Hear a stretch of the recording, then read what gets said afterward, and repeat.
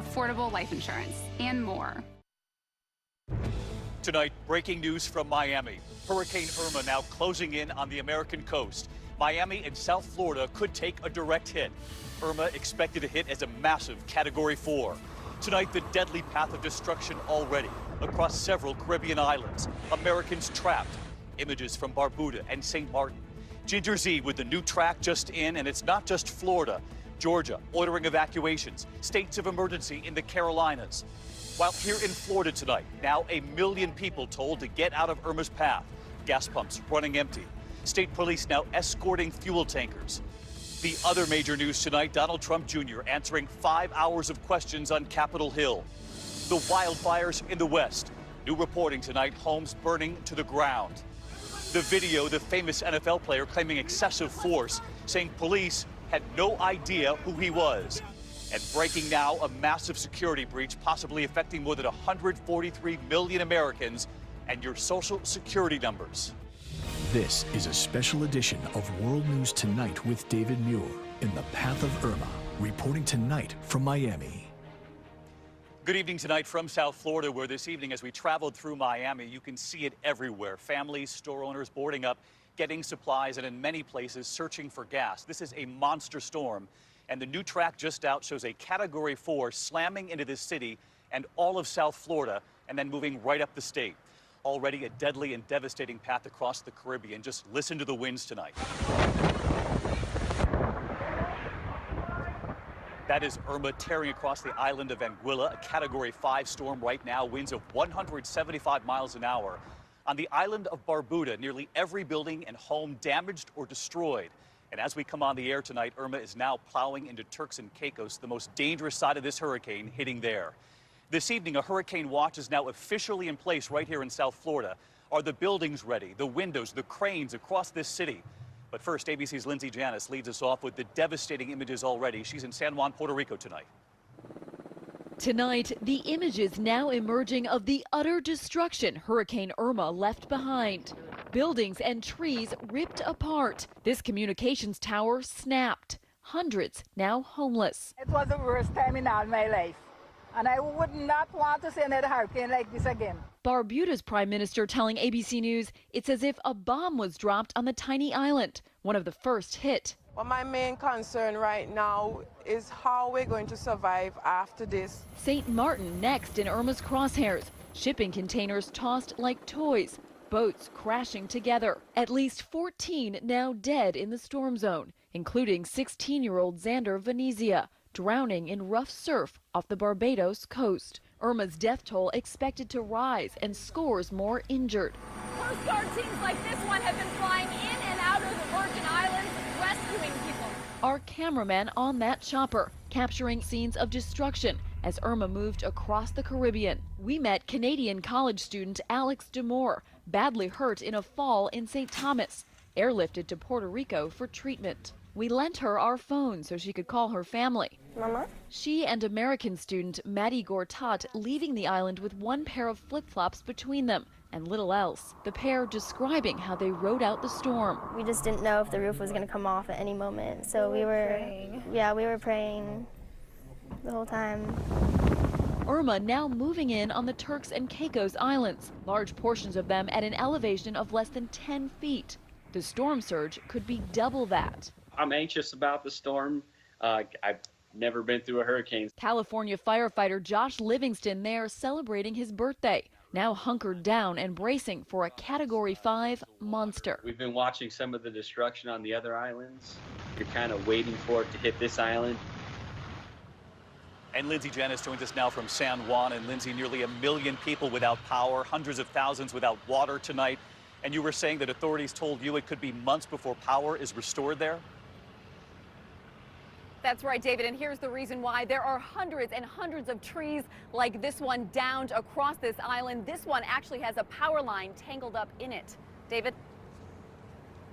Lindsay Janis leading us off tonight. Lindsay, our thanks to you, and let's get right to this new storm track tonight. Chief Meteorologist Ginger Z is back at the weather wall in New York. And Ginger, you've been studying this new shift in the track late today. What does it now mean for the U.S.? It could mean catastrophe, David, especially for southeast Florida. Let me take you straight through this storm. Hurricane Irma still a Category 5 over the Turks and Caicos. It'll go tonight. Southern Bahamas as we go through Friday. Then it's Friday into Saturday where it's just south of Florida. And it goes into the Keys early Sunday morning, 5 a.m. Sunday. Places like Key Largo, Homestead, and Miami feeling the surge, feeling the ridiculously strong winds. And up just west of Savannah between Orlando and Melbourne through the day on Sunday into Monday. It will keep going north as a strong Category 1 and then tropical storm. This cone now involves Indiana and Ohio. The storm surge watch goes from Jupiter Inlet over to Bonita Beach. The Keys are included. You've got hurricane watches for all of South Florida, as you said. And one note, we stopped the time here at Sunday afternoon, Miami Beach, with a wind gust of 127, David. Just incredible. And while we have you, Ginger, we wanted to show everyone at home the image that really drives home the real danger here in Miami and South Florida when it comes to the storm surge you just mentioned. We know that Miami floods easily. Look at this tonight. If you had a 3-foot storm surge, those areas in yellow would be underwater. A storm surge higher than 3 feet, and watch this. The areas in red go completely under. And that's why they're so concerned here in Miami tonight, Ginger. Authorities are trying to get the warnings out. Water is one of the most powerful things, and this doesn't even take into account high tide. High tide happens just after midnight and just after noon. This could take that surge of 5 to 10 and make it 8 to 13 very easily, David. All right, bracing here in South Florida tonight, Ginger, thank you. The island of Barbuda taking a direct hit from Hurricane Irma. More than 90% of the island, homes, buildings destroyed. And tonight, listen to this. Hurricane Jose is now on a path to hit that same island. Just moments ago, I spoke with the Prime Minister, Gaston Brown, with now an urgent effort underway trying to get everyone out. Prime Minister Brown, thanks for joining us. And the pictures coming in are just devastating. I know you've had a chance to fly over the island and to visit it in person. Just describe what you saw for us. Yeah, well, for me, I never contemplated that we could have had such damages. I mean, the Barbuda landscape was just totally decimated. I mean, 90% or more of the buildings were damaged. I mean, it literally destroyed the country. Mr. Prime Minister, I know you described it as though a bomb went off on that island, and we are all watching the track now of Hurricane Jose, which could get to that island as well. Just incredible that you could be facing 2 hurricanes now. You're trying to get everyone off the island? Well, we are. We are being proactive. In fact, already the evacuation has taken place. Mid-morning, no later than midday tomorrow, we'll literally have the island completely evacuated. Mr. Prime Minister, thank you for your time. I know you're very busy. And please make sure the people of your island know that they're in our thoughts and prayers. Many thanks. Preparing for their second hurricane there now. Here in Florida tonight, more than 1 million people have now been ordered to evacuate. We've seen the traffic jams going in one direction out of the storm zone all day here. And many gas stations have now run dry. There are now state patrols escorting the fuel trucks. ABC's Gio Benitez is right here in South Florida tonight. Started crawling. We're stopped right now. Tonight, heavy traffic clogging major Florida highways. We're just trying to get out of harm's way, get ahead of the storm. Million Floridians are asked to evacuate. I know many of you are stuck in traffic. I know it's frustrating, but please be patient. Evacuations are not meant to be convenient. They are meant to keep you safe. Officials in Key West telling residents that staying behind is irresponsible and dangerous. We're running out of time, and the opportunity to leave is now. Seesaw. All right. Some in the Keys fleeing by free shuttle bus to a Miami shelter. I'm scared to death. Yeah. I've been here 18 years. I've never ever dealt with anything like this ever. On the only road out of the Keys, people abandoning their cars near elevated bridges, hoping to avoid flooding. Many on the road facing fuel shortages. Nearly 39% of gas stations in Miami and Fort Lauderdale are out of gas. 44% out up in Gainesville, too. Officials urging gas stations here to stay open as long as possible to help people get out. Using police escorts to get fuel in faster. Several hospitals evacuating too. One airlifting patients in a C-130 to a hospital in Alabama. Those gas stations running empty, really alarming here tonight. Gio Benitez joins us live from Key West along that one road in and out. And Gio, are people heeding the warning to get out? They are, David. Just take a look at this road behind me. It is mostly empty. That's because so many people have already left. I can tell you this, we're getting out of here first thing in the morning. David. All right, good news. Stay safe to the team right there. Gio, thank you. 1 million people may be trying to get away, but that still means that millions more will be staying right here in the storm zone. And as you look across Miami here behind me, you can see so many high rises. And the question tonight, can the construction, can the windows withstand a Category 4 hurricane? We asked ABC Chief National Correspondent Tom Llamas to take us up into one of those buildings. How much faster, more powerful will the winds be the higher you go? Tonight, Miami's glass towers and the cranes that build them causing concern Hurricane Irma could shatter it all. Those are big targets out there. Again, we're going to lose buildings that are going to have to be repaired, but I don't think buildings are going to completely collapse. 25 cranes are being secured, and those that live near them told to evacuate.